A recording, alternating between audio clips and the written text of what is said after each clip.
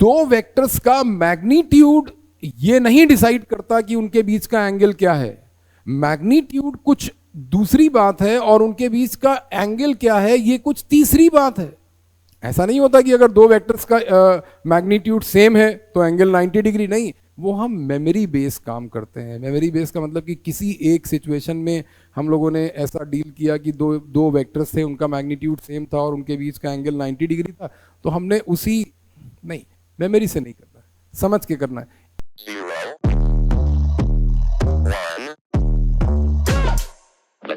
जो सिचुएशन है उसमें होगा इक्विलैटरल ट्रायंगल ही, लेकिन हम लोग एक डिफरेंट सिचुएशन डिस्कस कर रहे हैं कि जैसे हम लोगों ने पिछले न्यूमेरिकल में, पिछले सिचुएशन में हम लोगों ने ये बात समझी कि अगर हमको ट्रायंगल के, इक्विलैटरल ट्रायंगल के कॉर्नर पर 3 चार्जेस रखे हैं और फिर हमने उनके इक्विलिब्रियम की बात करी कि सेंट्रॉयड पर 4th चार्ज रखने के बाद कैसे सारे चार्जेस के ऊपर नेट फोर्स 0 होता है, वो हम लोगों ने डिस्कस करा।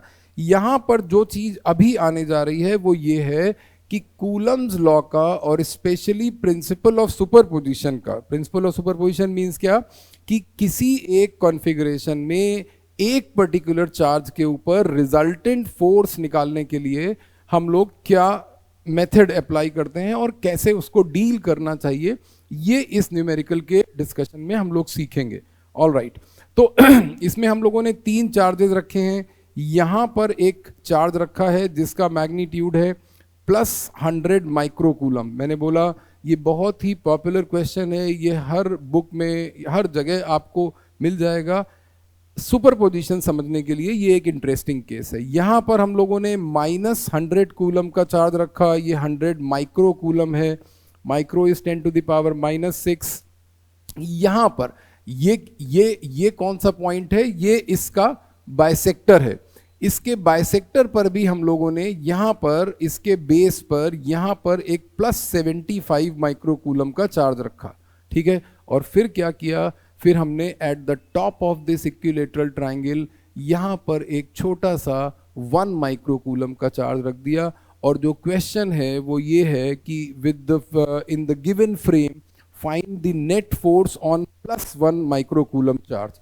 क्या होता है +1 माइक्रोकूलम चार्ज के ऊपर कैसे फोर्स निकालते हैं, आइए हम लोग देखते हैं और समझने की कोशिश करते हैं कि कैसे ये फोर्स निकाला जाएगा। इस चार्ज को हम लोग Q1 एज्यूम कर ले रहे हैं, इस चार्ज को हम लोग Q2 एज्यूम कर ले रहे हैं, इस चार्ज को हम लोग Q3 एज्यूम कर ले रहे हैं और इस चार्ज को हम लोग Q4 एज्यूम कर ले रहे हैं। आप कोई भी ले सकते हैं, आप इसको Q1 ले लीजिए, इसको Q2 ले लीजिए, कोई भी चार्ज लेके क्वेश्चन में ये बात गिवन है कि नेट फोर्स ऑन Q4 निकालना है। जो हम लोगों ने वेक्टर वाला तरीका सीखा है वो तरीका क्या है कि F4 is the net force on Q4, net force on Q4। फिर हम लोग ये देखते हैं कि Q4 की, या जिस चार्ज पर भी हमको फोर्स निकालना है, उसकी सराउंडिंग्स क्या है। इसकी सराउंडिंग में 3 चार्ज हैं। कौन कौन से 3 चार्ज हैं? Q1, Q2 और Q3। इसका मतलब कि 4th चार्ज पर, Q4 पर 3 फोर्स लगेंगे।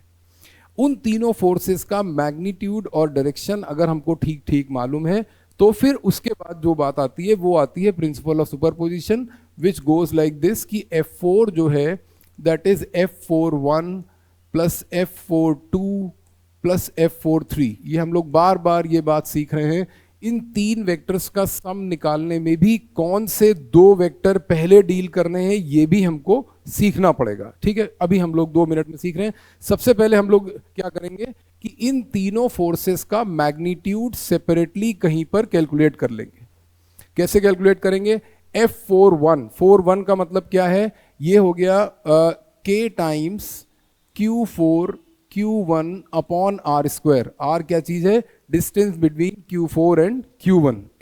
तो F41 का मैग्नीट्यूड निकालते समय हम लोग क्या देख रहे हैं कि इसकी K की वैल्यू 9 × 10⁹ वैक्यूम मान लेते हैं या एयर मान लेते हैं, दोनों ही सिचुएशन में K की वैल्यू 9 × 10⁹ है। Q4 का मैग्नीट्यूड है 1 × 10⁻⁻6 क्योंकि ये 1 माइक्रोकूलम है, और Q1 का मैग्नीट्यूड है 100 microcoulomb, that is 100 × 10⁻⁻6 divided by R²। What is R? R is this distance.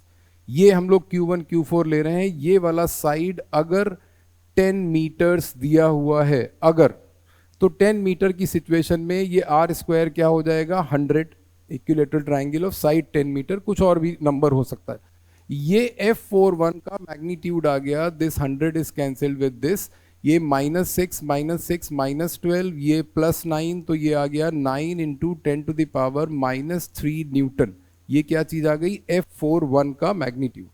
बहुत ध्यान से देखिए, F42 का मैग्नीट्यूड इसी तरीके से मैं डायरेक्ट वैल्यूज लिख दे रहा हूं, 9 इंटू 10⁹, Q4 की वैल्यू -6, Q2 की value Q2 is 75, Q2 is 75 microcoulomb का मतलब 10⁻⁻6 और divided by R square. R यहाँ पर क्या होगा? Q4 और Q2 के बीच का डिस्टेंस। ये वाला साइड 10 है, ये वाला साइड 10 है, ये हाफ होगा क्योंकि ये बाइसेक्टर है, इसलिए 100 - 25 पाइथागोरस दैट विल बी √75। इसका मतलब Q4 और Q2 के बीच का डिस्टेंस है √75। इसका स्क्वायर करेंगे, ये आ गया 75, ये कैंसिल हो गया इससे। F42 का मैग्नीट्यूड भी वही आ गया।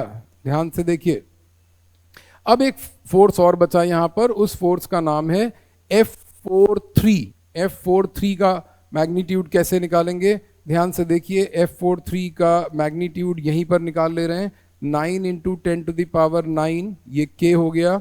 उसके बाद Q4 फिर से वही 1 into 10⁻⁻6 into this 100 into 10⁻⁻6 divided by 100 again, क्योंकि ये वाला साइड भी 10 है, इक्विलेटरल ट्राइंगल था। मैंने आपको कल भी कल मीन्स उसके पहले वाली लेक्चर में भी मैंने ये बात आपको बताई है कि जब भी कोई नेगेटिव चार्ज होगा तो हम इस बात का ध्यान रखेंगे कि फोर्स निकालते समय डायरेक्शन F43 और F41 का जरूर बदल जाएगा, लेकिन मैग्नीट्यूड में नेगेटिव साइन नहीं लगाएंगे। 100 कैंसिल हो गया और ये मैग्नीट्यूड फिर वही आ गया, F43 का मैग्नीट्यूड 9 इंटू 10⁻³ न्यूटन।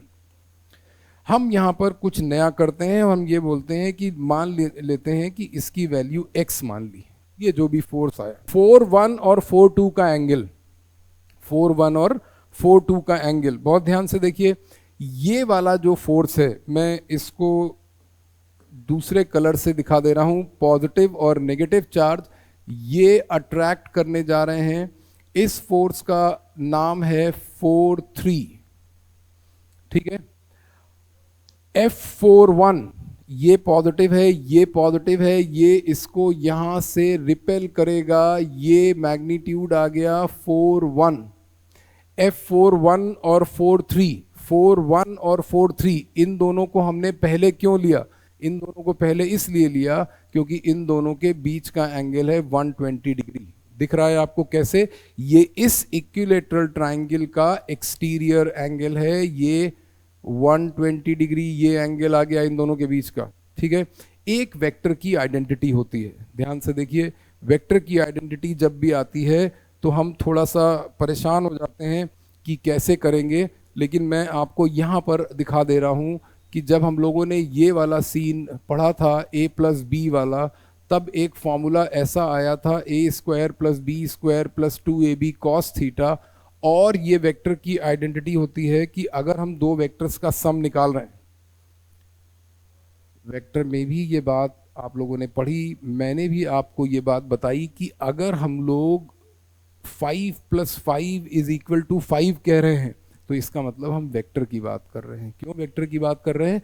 क्योंकि यहाँ पर देखिए कि अगर इन दोनों वेक्टर्स का मैग्नीट्यूड बराबर है और उनके बीच का एंगल 120 डिग्री है, सिचुएशन क्या आ जाती है कि ये मैग्नीट्यूड इन दोनों का मैग्नीट्यूड बराबर, a और b दोनों की जगह a लिख दिया, cos 120 की जगह -½ लिख दिया, ये r² आ गया, a² + a² - a², तो r² की वैल्यू a², r = a। इस आइडेंटिटी को आप याद कैसे रखेंगे? मैं फिर से कह रहा हूं, इसके पहले वाले लेक्चर में भी जब हम लोग ने प्रिंसिपल ऑफ सुपरपोजिशन स्टार्ट किया तब भी मैंने आपको ये बात बताई कि वेक्टर की आइडेंटिटी समझना बहुत ज़रूरी है। और यहाँ पर जो ज़रूरी बात है वो ये है कि एक आइडेंटिटी वेक्टर की ये वाली यहाँ पर लग रही है, जिसको हम लोग ऐसा बोलते हैं कि इस नोटेशन में, बहुत ध्यान से देखिए, इस नोटेशन में अगर इसका एक एप्लीकेशन यहाँ पर, एक आइडेंटिटी है कि अगर mod A is equal to mod B है और थीटा 120 डिग्री है, तो ऐसी सिचुएशन में जो मॉड आर होगा वो भी मॉड ए या मॉड बी के बराबर होगा। बहुत ध्यान से देखिए, दूसरी आइडेंटिटी मैंने इसके पहले वाले लेक्चर में भी आपको बताई थी कि अगर mod A is equal to mod B है और थीटा कुछ भी है, ये इंपॉर्टेंट बात, कि अगर mod A is equal to mod B है और थीटा कुछ भी है, तो सम वेक्टर हमेशा एंगल बाइसेक्टर पे होगा। इसका मतलब इन दोनों का सम एंगल बाइसेक्टर पे आ रहा है। एंगल बाइसेक्टर का मतलब है कि पैरेललोग्राम कुछ ऐसा बनेगा। ये देखिए, ये है पैरेललोग्राम और ये आ गया इन दोनों का सम। इस फोर्स का नाम, ये जो फोर्स है, अगर हम इस फोर्स का नाम कुछ और रख दें, कुछ और मतलब से दैट एफ डैश, तो अगर F4 और 4-3 का रिजल्टेंट F डैश है, तो ये वाला इक्वेशन जो F4 है ये क्या हो जाएगा, इन दोनों का resultant F dash plus vector F42। 42 अभी बचा है, 42 मैंने डायग्राम में बनाया भी नहीं है। 42 कहाँ होगा, देखिए 42 कहाँ है, ध्यान से देखिए। एक फोर्स ये आ गया जो कि इन दोनों का रिजल्टेंट है, इसका और इसका, और एक इसका ये फोर्स यहां पर आने वाला है। इस फोर्स का नाम क्या है, इस फोर्स का नाम है F42। अब देखिए F42 और F डैश, इसका नाम हम लोगों ने रखा F डैश। F42 और F डैश, इन दोनों के बीच में एंगल कितना है, इन दोनों के बीच में एंगल है 90 डिग्री। और इन दोनों का मैग्नीट्यूड ध्यान से समझिए, इस आइडेंटिटी के हिसाब से जो F डैश आने वाला है, मुझे सब यहीं पर दिखाना पड़ेगा क्योंकि हम अगर बोर्ड के बाहर जाएंगे तो हो सकता है कि चीज़ें आपके हाथ से स्लिप कर जाएं। स्लिप नहीं होने देंगे, बहुत ध्यान से देखिए। ये आइडेंटिटी थी जिसमें हम लोगों ने ऐसा लिखा कि ये जो F डैश वेक्टर है, this is sum of 4 1 and 4 3। फिर से देखिए, बिल्कुल भी घबराने की बात नहीं है। एक प्रॉब्लम अगर आप ढंग से करते हैं, एक प्रॉब्लम अगर आप समझ के करते हैं, एक प्रॉब्लम अगर आप बिना हेल्प के करते हैं, तो वो प्रॉब्लम जो आपको सिखाएगी वो दुनिया का कोई भी टीचर, कोई भी यूट्यूब, कोई भी मी ट्यूब कुछ नहीं सिखा सकता। ध्यान से देखिए, ये क्या हुआ कि 4 1 4 1 और 4 3 का रिजल्टेंट, 4 1 और 4 3 का रिजल्टेंट क्या आया, F डैश आया। इन दोनों का मैग्नीट्यूड बराबर है, दोनों के बीच में एंगल 120 डिग्री है, तो F डैश का मैग्नीट्यूड भी x हो गया। x कहां से आया, ये x हम लोगों ने एज्यूम किया था, क्योंकि इन दोनों का मैग्नीट्यूड x है तो ये भी x हो जाएगा। ये हम लोगों ने आइडेंटिटी पढ़ी, दो इक्वल वेक्टर 120 डिग्री पर, तो सम का मैग्नीट्यूड वही होगा जो उन दोनों वेक्टर्स का मैग्नीट्यूड है, दो इक्वल मैग्नीट्यूड्स के वेक्टर का। Very good. तो अब क्या यहां पर ये जब इक्वेशन में हम लोग आए तो इसका मैग्नीट्यूड है x और 42 का मैग्नीट्यूड भी है x, और इन दोनों के बीच में एंगल कितना है, 90 या π/2। इस डायग्राम में दिख रहा है येलो कलर से, ठीक बात है। और 90 डिग्री की सिचुएशन में आपको ये बात पता है कि अगर x और x का 90 डिग्री सम हमको निकालना होगा तो F4 square will be a square plus b square plus 2ab cos 90। cos 90 क्या करेगा, cos 90 करेगा x square plus x square plus 0। F4 square कितना आ जाएगा, 2x स्क्वायर। इसका मतलब F4 कितना आ जाएगा, √2x। बहुत ध्यान से देखिए, F4 कितना आ गया, √2x। √2x क्या करने वाला है कि F4 का मैग्नीट्यूड हम यहां पर लिख देंगे, x की वैल्यू थी 9 × 10⁻³ तो इसका मतलब F4 को हम लोग मैथमेटिकल डिजाइन में ऐसे लिखते हैं 9√2 × 10⁻³ न्यूटन। पर पिक्चर अभी बाकी है, क्यों, क्योंकि फोर्स वेक्टर है। ठीक बात है, फोर्स जब वेक्टर होता है तब हमको उस फोर्स का डायरेक्शन भी बताना पड़ता है। अब आप इस डायग्राम में अगर ध्यान से देख रहे हैं तो F42 और F डैश, ये इन दोनों का सम है F4। ये है F4, दिस इज F4, तो अगर कोई आपसे F4 का डायरेक्शन पूछेगा तो आप F4 का डायरेक्शन उसको ये बता देंगे कि बेस लाइन से 45 डिग्री, क्योंकि फिर से वही आइडेंटिटी, ये वाली आइडेंटिटी कि अगर दोनों वेक्टर्स का मैग्नीट्यूड बराबर है तो अल्फा क्या होगा, θ/2। तो आप यहां पर डायरेक्शन में लिख देंगे कि net force on this is of this magnitude and its direction is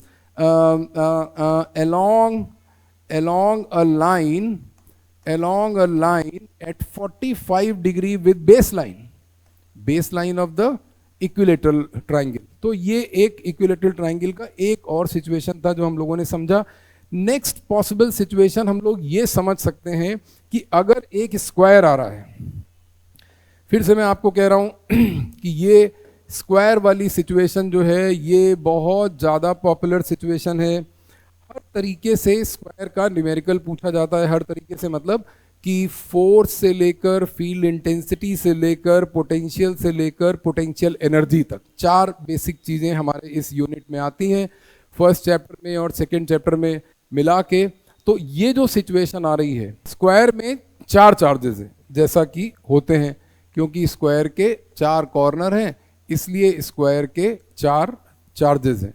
मैं फिर से आपको कह रहा हूँ, फोर्स से डील करना इतनी बड़ी बात नहीं है कूलम्स लॉ में। कूलम्स लॉ के जो भी न्यूमेरिकल्स होते हैं उसमें एप्लीकेशन में जो वेक्टर आ जाता है, ठीक है, जैसे जो बहुत सारी सिचुएशन ऐसी होती है, जैसे आपको ये कहा जाता है कि एग्जाम का डर, एग्जाम फोबिया, तो डर एक्चुअली एग्जाम का नहीं है, डर रिजल्ट का है। एग्जाम से कोई नहीं डर रहा है, रिजल्ट से डर रहे हैं, और रिजल्ट भी आ जाए पर किसी को पता ना चले, आ जाए और कहीं अफ्रीका में रिलीज हो जाके, ऐसा थोड़ी ना होता। यहां पर डर कूलम्स लॉ के न्यूमेरिकल्स का डर उन्हीं लोगों को लग रहा है जो लोग वेक्टर की आइडेंटिटीज ठीक से नहीं कर रहे हैं।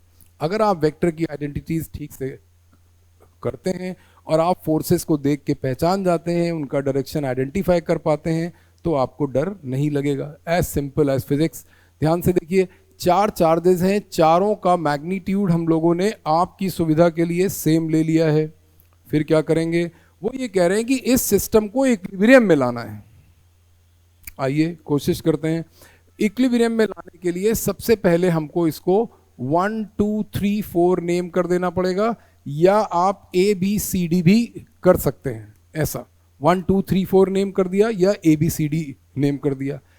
चार चार्जेस हैं, किसी भी एक चार्ज के ऊपर 3 फोर्स लगेंगे, किसी भी एक चार्ज के ऊपर बाकी 3 फोर्स लगाएंगे।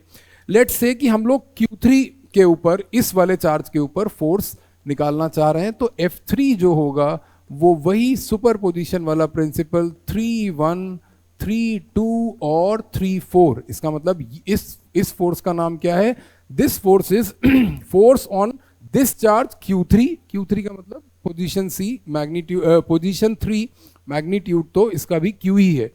तो इसके ऊपर ये वाला चार्ज 1 जो फोर्स लगाएगा, 1 का डायरेक्शन ध्यान से देखिए, ये आ गया F31। ये फोर्स क्या है, ये फोर्स है F31। बहुत ध्यान से देखिए, F31 का मैग्नीट्यूड, ये फोर्स का नाम है F31। F31 का मैग्नीट्यूड मैं यहाँ पर लिखने जा रहा हूँ K times Q square upon this square. अगर स्क्वायर का साइड A दिया हुआ है तो this will be √2a। √2a का मतलब 2a स्क्वायर। 31 32 क्या होगा, 32 ये वाला चार्ज, इसके ऊपर रिपल्शन लगाएगा, ये फोर्स यहां आ जाएगा। बहुत ध्यान से देखिए, इस फोर्स का नाम है 3 ऑन 3/2। अगर आप कहें तो मैं ये 2 मिनट के लिए यहां से ये सब हटा सकता हूं, इसको थोड़ा दूर लिख देंगे जिससे आपको वेक्टर क्लियर दिखे। वेक्टर क्लियर दिखने का क्या तरीका है, यहां पर ये जो मैग्नीट्यूड आ रहा है ये F32 का है, इस चार्ज का नाम Q है, और ये पोजीशन 3 है, ये पोजीशन 2 है, ये 1 है और ये 4 है। ठीक बात है। 32 का मैग्नीट्यूड लिख लेते हैं हम लोग। 32 का मतलब KQ square upon A square. 3 और 2 ये वाला साइड है, Q1 Q2 that is Q square. इसी तरीके से F34 F34 यहां आने वाला है, ये है F34, बहुत ध्यान से देखिए। F34 का मैग्नीट्यूड निकाल रहे हैं, फिर से वही आ जाएगा KQ²/A²। अब यहां पर वेक्टर की नजर से इसको देखना है। वेक्टर की नजर क्या, ये हमको देखना पड़ता है कि अगर हमको 3 वेक्टर्स का सम निकालना है तो कौन से 2 पहले ले। इसीलिए practice makes a man parrot. क्या हुआ कि हम लोग इन दोनों फोर्सेस का रिजल्टेंट पहले निकालना चाहते हैं। इस क्यों निकालना चाहते हैं, क्योंकि हमको एक बात ये दिख रही है कि दोनों फोर्सेस का मैग्नीट्यूड सेम है। तो मैग्नीट्यूड सेम होने से कौन सी आइडेंटिटी, कि अगर उनका जो भी सम वेक्टर होगा, जो उनका रिजल्टेंट होगा, वो अलोंग एंगल बाइसेक्टर होगा। नंबर 1 चीज। तो हम लोग 34 और 32 का जो सम निकालते हैं पैरेललोग्राम रूल से, उसके हिसाब से वो वेक्टर यहां आना चाहिए। लेट्स से कि 34 और 32 का रिजल्टेंट f डैश है। तो ये वाला जो नोटेशन है जिसमें हम लोगों ने जिसमें हम लोगों ने F3 लिखा है, F3 में हम लोग 3 1 vector plus f dash vector लिख देंगे, प्रोवाइडेड कि f डैश क्या है, f dash is sum of 3 2 and 3 4। देखिए ये मैंने वेक्टर नोटेशन लगाया। ध्यान रखिए कि अगर इन दोनों वेक्टर्स का, अब मैंने यहां पर क्या किया कि एक मैग्नीट्यूड मैंने ये मान लिया कि ये x है। अगर ये x है तो ये भी x है, और ये क्या हो जाएगा, ये हो जाएगा x/2। इसलिए मैंने कहा कि x और x वाले सेम मैग्नीट्यूड और परपेंडिकुलर। क्या हो जाएगा कि f डैश का मैग्नीट्यूड, अगर ये x है, ध्यान से देखिए, और ये भी x है, तो ये इन दोनों का सम क्या हो जाएगा, √2x, because the parallelogram is a square, so the diagonal will be √2 times of the side and the side is x। तो इसका मैग्नीट्यूड, f डैश का मैग्नीट्यूड आ गया √2x। f डैश का मैग्नीट्यूड है, मैं अलग से मैग्नीट्यूड यहां पर लिख दे रहा हूं, f डैश का मैग्नीट्यूड है √2x और F31 का मैग्नीट्यूड है x/2। अब दो वेक्टर्स का मैग्नीट्यूड ये नहीं डिसाइड करता कि उनके बीच का एंगल क्या है। मैग्नीट्यूड कुछ दूसरी बात है और उनके बीच का एंगल क्या है ये कुछ तीसरी बात है। ऐसा नहीं होता कि अगर दो वेक्टर्स का मैग्नीट्यूड सेम है तो एंगल 90 डिग्री, नहीं, वो हम मेमोरी बेस काम करते हैं। मेमोरी बेस का मतलब कि किसी एक सिचुएशन में हम लोगों ने ऐसा डील किया कि दो वेक्टर्स थे, उनका मैग्नीट्यूड सेम था और उनके बीच का एंगल 90 डिग्री था, तो हमने उसी, नहीं, मेमोरी से नहीं करना है, समझ के करना है। इन दोनों के बीच का एंगल, जो ट्रिकी बात है वो इन दोनों का एंगल। अगर आप डायग्राम ध्यान से देख रहे हैं और आपने फोकस अपना लूज नहीं किया, फोकस कौन लूज करता है, जो इंस्टाग्राम यूज कर रहे हैं। फोकस कौन नहीं लूज करता है, जिन्होंने इंस्टाग्राम बनाया, जो इंस्टाग्राम का ऑपरेशन करते हैं, वो अपना फोकस लूज नहीं करते। जो इंस्टाग्राम यूजर्स हैं उनका फोकस जरूर बिगड़ जाता है। यहां पर देखिए ये F3 आ जाएगा 3 1 और f डैश का एल्जेब्रिक सम। क्यों? क्योंकि जो 3 1 था वो भी यही है, वो भी इसी डायगोनल के अक्रॉस है, और ये f डैश है। f डैश और F31 दोनों सेम लाइन पर सेम डायरेक्शन में जब होंगे तो 3 और 4 का सम 7 आएगा। इसका मतलब जो F3 यहां पर आ रहा है वो आ रहा है x/2 plus √2x। Theta is 0, इन दोनों के बीच में एंगल 0 डिग्री है। ये देखिए 0 डिग्री एंगल। तो F3 का मैग्नीट्यूड क्या आ गया, x कॉमन ले लिया, ये आ गया हाफ प्लस √2, और यहां पर F3 का मैग्नीट्यूड आ गया k times Q² upon A² half plus √2। अब एक इंटरेस्टिंग बात देखिए, ये इंटरेस्टिंग बात है कि किसी भी एक चार्ज के ऊपर, अगर आप यहां से देखना चाह रहे हैं और इस डायगोनल के अक्रॉस देखना चाह रहे हैं, बहुत ध्यान से देखिए, हो सकता है कि ये हमारा स्क्वायर जो है ये थोड़ा सा डिस्टर्ब हो गया हो, थोड़ा सा ही डिस्टर्ब हुआ है, थोड़ा सा तो सभी डिस्टर्ब है। क्या हुआ कि ये जो फोर्स आया, इस फोर्स का नाम, इसको हमको अपने फेवरेट कलर रेड से दिखाना पड़ेगा कि ये जो फोर्स आया यहाँ पर, ये वाला जो फोर्स है, this force is named as F3। और इसी तरीके से अगर हम F1 निकालेंगे, F1 का मतलब क्या है? F1 का मतलब है resultant force on this charge, वो भी यहीं आएगा।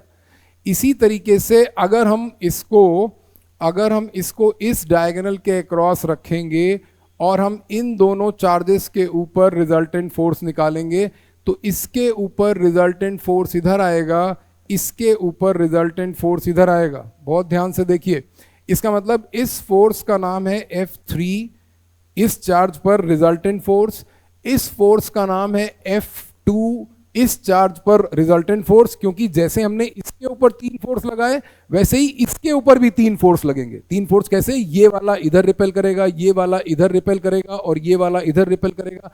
अभी हम लोगों ने सिंपल पॉपुलर जो प्रॉब्लम, ये पर्टिकुलर प्रॉब्लम आपको हर जगह मिल जाएगी, इसलिए मैं इसका सॉल्यूशन यहां पर डिस्कस कर रहा हूं। इस डायगोनल के अक्रॉस जब हम लोगों ने सिचुएशन देखी, तो ये आ गया F4 और ये आ गया F1। इसका मतलब चारों चार्जेस के ऊपर इक्वल मैग्नीट्यूड का force along the diagonal away from centre. चारों चार्जेस के ऊपर सेम मैग्नीट्यूड का फोर्स, जो F3 का मैग्नीट्यूड है वही F4 होगा, वही F2 होगा, वही F1 होगा, और वो मैग्नीट्यूड ये लिखा हुआ है। इसको डिफाइन कैसे करेंगे? डिफाइन ऐसे करेंगे, अगर एक स्क्वायर में 4 कॉर्नर्स पर इक्वल मैग्नीट्यूड के लाइक चार्जेस रखे हैं, तो चारों चार्जेस के ऊपर सेम मैग्नीट्यूड का फोर्स लगेगा और सबका direction along the diagonal away from the centre. ये बात, ऐसी सिचुएशन में वो ये कहते हैं कि इस सिस्टम के इक्विलिब्रियम की एक्सपेक्टेशन है, हम ये एक्सपेक्ट कर रहे हैं कि ये सिस्टम इक्विलिब्रियम में रहे का मतलब क्या? कि अगर चारों चार्जेस के ऊपर फोर्सेस हैं और वो सब अवे फ्रॉम द सेंटर लग रहे हैं, तो and if the charges are free to move, they will definitely move apart. वो जरूर एक दूसरे से दूर जाएंगे, आज नहीं तो कल जाएंगे, पर जाएंगे जरूर। पर क्या होगा कि ऐसी सिचुएशन में वो ये कह रहे हैं कि अगर हम सेंटर पर एक नेगेटिव चार्ज रख दें, क्या रखना है सेंटर पर?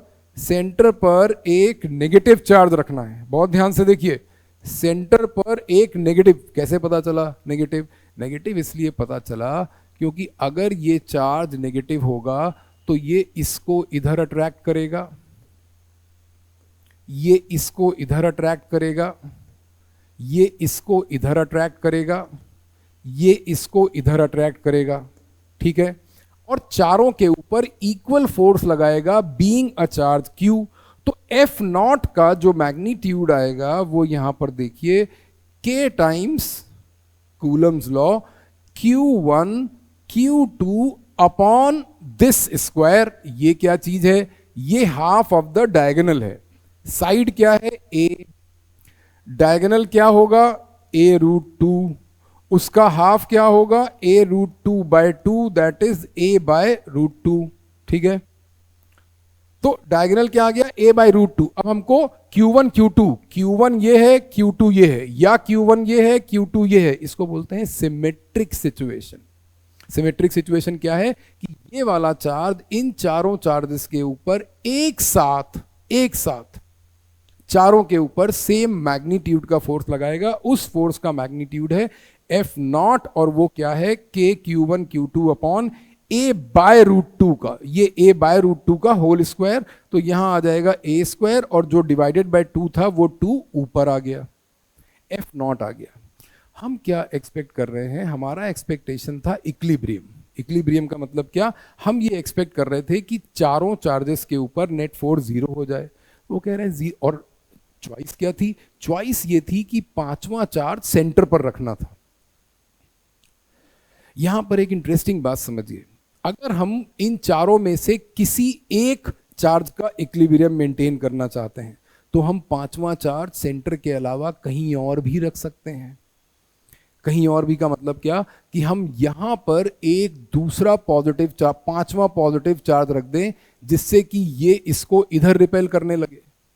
हो सकता है कि ये इक्विलिब्रियम में हो जाए, लेकिन वो इक्विलिब्रियम में इसलिए नहीं होगा आप कि ये चार्जेस फिक्स नहीं है। जैसे ही ये इसका इक्विलिब्रियम अगर इसको रखने की वजह से, पांचवें चार्ज को रखने की वजह से ये इक्विलिब्रियम में आया और बाकी नहीं आए, तब तो सिस्टम इक्विलिब्रियम में नहीं होगा, क्योंकि फिर ये F2 जो है ये भी चेंज हो जाएगा। इसलिए हम लोगों ने फिफ्थ चार्ज यहां पर रखा और हम ये एक्सपेक्ट कर रहे हैं कि अगर F0 का मैग्नीट्यूड F1, F2 या F3 या F4 या किसी एक के बराबर हो जाए तो ऐसी सिचुएशन में पूरा सिस्टम इक्विलिब्रियम में आ सकता है। हमारे पास लिबर्टी क्या है, हमारे पास ऐसा क्या है कि हम चारों चार्जेस को एक साथ इक्विलिब्रियम में करा दें, वो ये है Q का मैग्नीट्यूड और साइन। आपसे क्वेश्चन ये पूछा जाता है कि what is to be done in order to get the four charges so placed on at the vertices of at the corners of this square,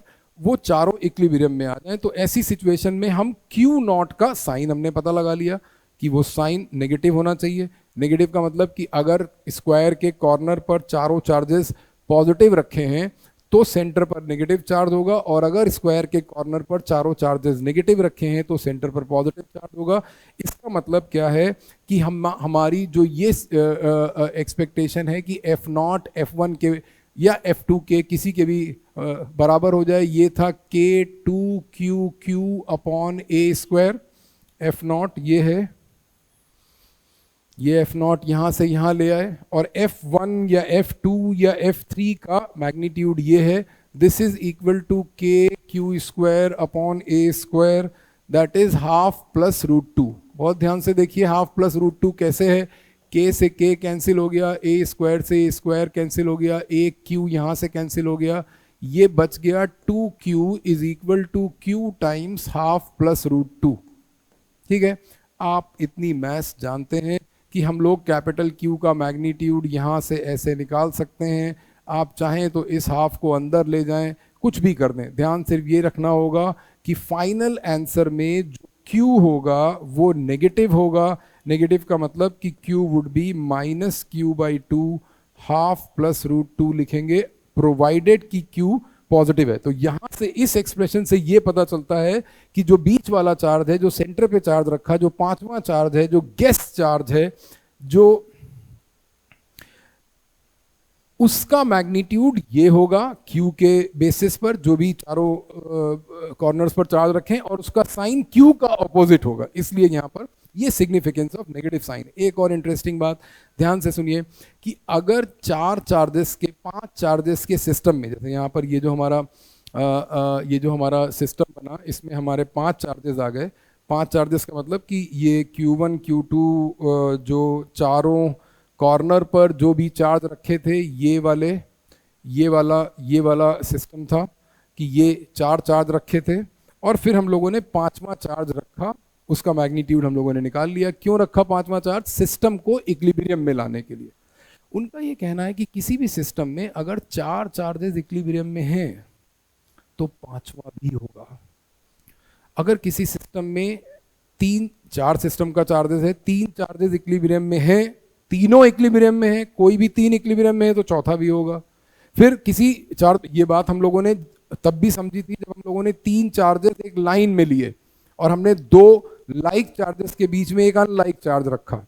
तो आप देखेंगे उसके इक्वेशन सॉल्व करके कि मैंने आपको ये सिखाया कि हम लोगों ने 2 लाइक चार्जेस के बीच में कुछ भी मैग्नीट्यूड के कितने भी डिस्टेंस पर रखे थे, हम लोगों ने बीच में एक अनलाइक चार्ज रखा, जिससे कि पूरे सिस्टम के तीनों चार्जेस के इक्विलिब्रियम की कल्पना की। आप कोई भी 2 चार्ज लेके इक्वेशन को सॉल्व कर लीजिए, थर्ड चार्ज ऑटोमेटिकली इक्विलिब्रियम में ही आएगा। मतलब जो हमारे पास चॉइस थी कि हम लोग, वैसे ही यहाँ पर हमारे पास चॉइस थी कि हम लोग 5वें चार्ज का कुछ भी मैग्नीट्यूड ले लें, तो वो कह रहे हैं कि अगर एक 5वां चार्ज रखने से बाकी चारों चार्जेस इक्विलिब्रियम में आ रहे हैं तो 5वां चार्ज भी इक्विलिब्रियम में होगा। आप चाहें तो इसको इस डायग्राम में देख सकते हैं, बहुत ही विजिबल दिख रहा है कि ये एक नेगेटिव चार्ज रखा है, 4 पॉजिटिव चार्ज हैं। ये वाला पॉजिटिव इसको इधर अट्रैक्ट करेगा, ये वाला पॉजिटिव इसको इधर अट्रैक्ट करेगा, ये वाला पॉजिटिव इसको इधर अट्रैक्ट करेगा, और ये वाला पॉजिटिव इसको इधर अट्रैक्ट करेगा। ये दोनों एक दूसरे का काउंटर कर देंगे, कैंसिल कर देंगे, ये दोनों एक दूसरे को कैंसिल कर देंगे। कैपिटल Q चार्ज जो हमने डिजायर्ड वैल्यू का रखा था, पूरे सिस्टम को इक्विलिब्रियम में लाने के लिए उसके ऊपर भी नेट फोर्स 0 हो जाएगा। इस तरीके से हम लोगों ने पांचों चार्जेस को इक्विलिब्रियम में ले आए। ठीक है, एक और सिचुएशन इसकी है